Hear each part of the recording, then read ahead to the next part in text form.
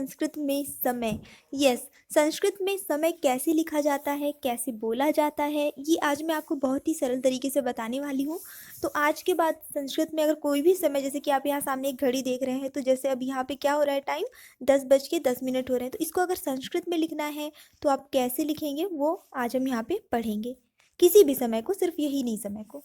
तो चलिए आगे बढ़ते हैं। और इस तरह का ये कई सारे एग्जाम्स के सिलेबस में रहा है, इस वजह से ये पढ़ना इम्पॉर्टेंट है।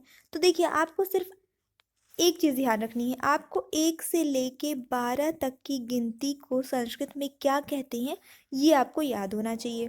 ठीक है, 1 2 है ना, 3, इस तरह से आपको याद होना चाहिए। अब जाहिर सी बात है कि आप किसी भी एग्ज़ाम की तैयारी कर रहे होंगे या फिर आप सिंपली स्कूल में होंगे, 8th 10th में होंगे, तो आपको 1 से मिनिमम 100 तक की गिनती तो संस्कृत से बनती होगी।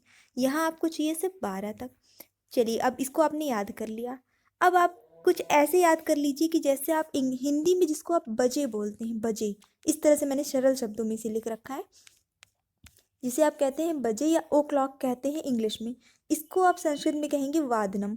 तो अब आपको कुछ नहीं करना है, बस आपको ये याद कर लेना है कि बजे को बोलना है वादनम। मतलब अगर समय हो रहा है 1 बजे, 1 बजे हैं, ठीक है, या 1 o'clock है, तो आप इसको क्या लिखेंगे, एक वादनम। देखिए, एक एक को संस्कृत में बोलते हैं और वादनम आप उसके आगे लगा दिए। इसी तरह से और देख लेते हैं, चलिए कुछ एग्जाम्पल्स। 2 बजे हैं, तो 2 बजे, तो 2 को बोलेंगे द्वि और बजे को वादनम। इंग्लिश से 2 o'clock, तो 2 को द्वि, ओ क्लॉक के लिए वादनम। इस तरह से 3 का त्रिवादनम, चतुर्वादनम, ठीक है, चतुर लग गया और वादनम।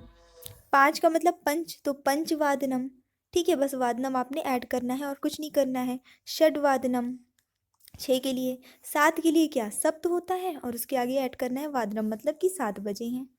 8 बजे हैं तो अष्टवादनम। अब सिर्फ इतना ही नहीं, ये तो सीधा सीधा टाइम है। अभी जैसे अगर 7:45 बजे होंगे, 10:10 हो रहे होंगे, तब कैसे उसे लिखेंगे ये भी आगे मैं आपको ऐसे ही सरल शब्दों में बताऊंगी। देख लीजिए आप यहाँ तक, 10 वादनम हो गया, 9 वादनम इधर था। एकादश वादनम, एकादश मतलब 11, तो एकादश वादनम। द्वादश मतलब 12, तो द्वादश वादनम मतलब 12 बजे। इतना क्लियर हो गया कि समय हम कैसे लिख रहे हैं। ठीक है, एक चीज़ और मैं बता दूं कि अगर आपको जैसे एम पीएम रहता है, तो वो आप संस्कृत में जब ये सब लिखना होता है तो प्रातः लिखते हैं। ठीक है, सुबह के लिए प्रातः एम के लिए लिख देते हैं और उसके लिए संध्या लिख देते हैं दूसरे के लिए। ठीक है, अब यहाँ पे बात आती है कि अगर समय कुछ अलग हो रहा हो, एग्जैक्ट ओ क्लॉक ना हुआ हो, तो क्या। तो आप इस तरह से सरल शब्दों में मैंने लिखा है कि जिसे आप सवा बोलते हैं, जब आप हिंदी में समय बोलते हैं तो सवा बोलते हैं ना, यानी 15 मिनट जब अधिक हो गए रहते हैं, जैसे 2:15 अधिक हो गए तो आप उसको सवा दो कहते हैं, है ना। तो जब भी सवा बोलना हो तो उसको आप समझ लीजिए कि आपको उसको संस्कृत में क्या बोलना है, सपाद बोलना है। कैसे बोलना है, वो शब्द के मतलब जो भी आपने संस्कृत में भी ऊपर सीखा है उसी के साथ लगाना है। तो यहाँ पे देख लीजिए, अब स से सवा, स से सपाद, तो इतना ज़्यादा कठिन भी नहीं है, ये आपने याद कर लेना है। बजे वादनम सवा सपाद। अभी आगे चल के एग्जाम्पल दिखाती हूँ।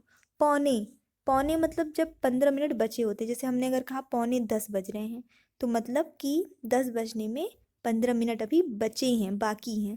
तो जो पौने आप हिंदी से बोलते हैं उसे आप बोलेंगे पदोन। इंग्लिश से भी बता देती हूँ, जैसे सवा बोल रहे हैं तो आप क्वार्टर पास्ट बोलते हैं, पौने रहता है तो क्वार्टर टू, है ना, ये बोलते हैं।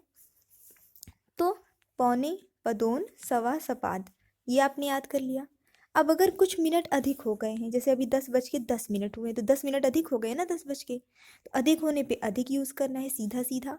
और कुछ मिनट अगर बाकी हो, जैसे अभी 9 बजने में सपोज़ 5 मिनट बाकी हैं, ठीक है, तो बाकी होने पे ऊन लिखना है आपको, ये आपको याद करना पड़ेगा। बाकी होने पे ऊन लिखना है। तो आपको समय याद करने के लिए कुछ नहीं याद करना है। वादनम एक शब्द ये याद कर लीजिए, सपाद सवा के लिए, पदोन पौने के लिए, अधिक अधिक होने पर, बाकी होने पर ऊन। ये बस आपने 5 शब्द याद कर लिए हैं। अब इसके उदाहरण भी देख लेते हैं। जैसे मान लीजिए बजे हैं 5:15, क्वार्टर पास्ट 5, इंग्लिश से आप बोलते हैं, हिंदी से आप सिंपली बोलते हैं 5:15। तो इसको कैसे लिखेंगे, देखिए 5 बजने को क्या बोलते हैं,